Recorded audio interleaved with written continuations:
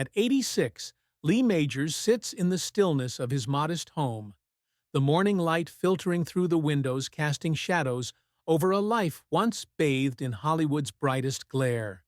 The man who once leaped across screens as the $6 million man, a figure of unyielding strength and charisma, now breaks a silence that has lasted decades, his voice trembling as he unveils the heartbreaking truth about Farrah Fawcett, the woman who lifted him to the heights of fame and then plunged him into an abyss of regret. This is no ordinary tale. It's a saga of love, ambition, and betrayal that began in the late 1960s when two dreamers crossed paths at a star-studded party in Los Angeles, their chemistry igniting like a flare in the night sky. Lee, with his rugged good looks and quiet resolve, had already carved a niche with the Big Valley, his Kentucky roots shaping a man of steadfast loyalty. Farrah, a Texas beauty queen with sun-kissed hair and a smile that could melt cameras, arrived with dreams of modeling, her magnetic charm drawing every eye in the room. That night, their connection was instant, a collision of opposites, his grounding presence against her vibrant energy, setting the stage for a love story that would captivate the world, only to end in heartbreak. They married in 1973, a union that seemed written in the stars, their wedding a beacon of hope in a town known for fleeting romances. Lee's career soared as he landed the role of Colonel Steve Austin in The $6 Million Man, a show that turned him into a cultural icon, his face adorning action figures, lunch boxes, and posters across America. Farrah's modeling career took flight too, her shampoo commercials and magazine spreads hinting at the stardom to come. To the public, they were the golden couple, gracing red carpets with effortless grace, their love a testament to Hollywood's dream factory. But beneath the surface, the seeds of discord were sown, invisible to the flashing cameras. Lee's grueling filming schedule clashed with Farrah's rising ambitions, their time together shrinking as fame's demands grew louder. He'd watch her shine in interviews, praising her beauty and talent, calling her the love of his life, yet the distance between them widened with every new project, every new accolade. The turning point came in 1976 when Farrah joined Charlie's Angels, her ascent to superstardom rewriting their story overnight. That red one-piece swimsuit poster, with her wind-blown hair and radiant smile, sold over 12 million copies, becoming an emblem of the era and catapulting her into a realm of fame few could fathom. Suddenly, she was everywhere: talk shows, magazine covers, billboards, her schedule a relentless whirlwind of producers, endorsements, and public appearances. Lee, still a household name thanks to his bionic hero, found himself sidelined, the man who once held her close, now waiting in the wings as her world expanded beyond his reach. He pleaded with her show's producers for a lighter schedule, dreaming of quiet dinners to reclaim their bond. But Farrah, fiercely determined to stand on her own, declined. Her independence, a trait that once drew him to her, now became a barrier. Their conversations reduced to hurried exchanges between photo shoots and promotional events. He saw her only 2 days a week, if at all, those moments a shadow of the intimacy they once shared, leaving him to wrestle with a growing sense of loss. The pain deepened as Farrah's transformation unfolded. The sweet, grounded woman from Texas, who leaned on him in their early days, evolved into a global icon, her identity reshaped by the relentless machine of celebrity. Lee, raised with traditional values that saw marriage as a sacred bond, struggled to reconcile this new Farrah with the one he'd married. She wasn't cold or unkind, but distant, her focus consumed by a career that demanded everything. Friends whispered of his attempts to bridge the gap, late-night calls, impromptu visits, yet each effort seemed to fade into the void of her rising stardom. The love that once united them began to speak different languages, her priorities shifting to an empire she carried alone, leaving Lee to bear the weight of a marriage slipping through his fingers.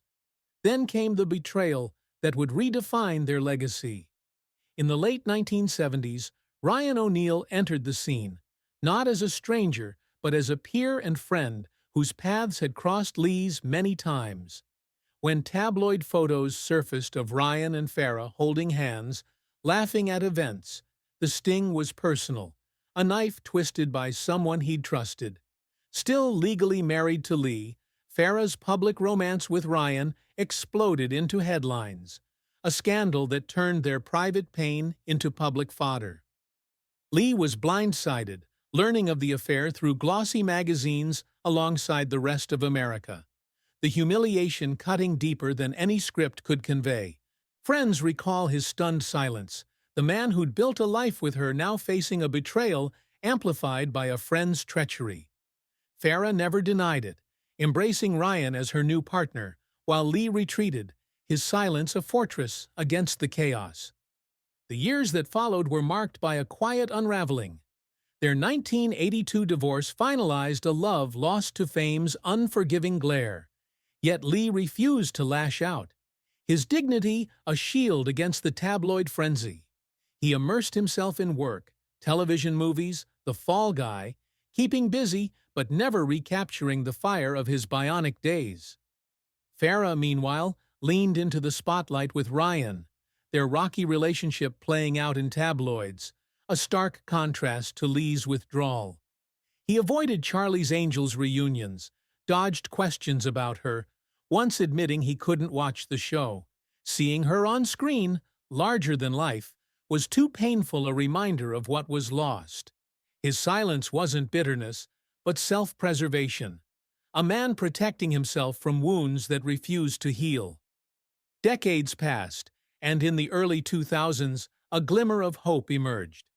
Farrah, now in a quieter phase, focused on art and charity, while Lee, mellowed by time, carried the weight of his experience. A mutual friend proposed a private reunion, a chance to talk, to laugh, to clear the air away from prying eyes. Farrah softened to the idea, her love for Lee a memory that lingered, while he hesitated, torn between nostalgia and pain. He listened, he pondered, even admitting to missing the woman she once was, but ultimately said no. Too much had happened, too much time had passed, and some scars were too deep to reopen. His decision was less about anger and more about protecting a heart that had already said goodbye. Then came the news that shook the world. Farrah's 2006 cancer diagnosis, a rare and aggressive foe she faced with raw courage, documenting her journey in a video diary that laid bare her vulnerability. Millions watched, tears falling as she battled with grace. Yet one voice remained absent, Lee's. He followed her updates quietly, friends say, his grief a private storm, but he stayed away, unable to re-enter a space he'd closed off. When she passed in June 2009, his statement was brief. She fought a tremendous battle, an angel forever. Polite but devoid of the warmth they once shared. He didn't attend her funeral, a choice some saw as cold, others as the quiet mourning of a man who'd grieved her long before her end. At 86, Lee Majors now speaks, his voice carrying the weight of a truth he's held for decades. Farrah's stardom, while a triumph, was the wedge that drove them apart, a heartbreak he couldn't forgive, yet couldn't erase. He reflects on their early days, the laughter, the dreams, contrasting them with the silence that followed her rise and Ryan's betrayal. He never capitalized on their story, never trashed her name, choosing instead to vanish from her narrative. His silence, a testament to a love that endured despite the pain. Today, as their photos circulate online, frozen in vintage glory, Lee remembers the reality. A love lost to fame's relentless pull, a regret that lingers in the quiet of his home. At 86, he breaks his silence, not to blame, but to honor a truth that shaped his life, leaving fans to wonder if forgiveness was ever possible, or if love, in its deepest form, simply outlasted the hurt.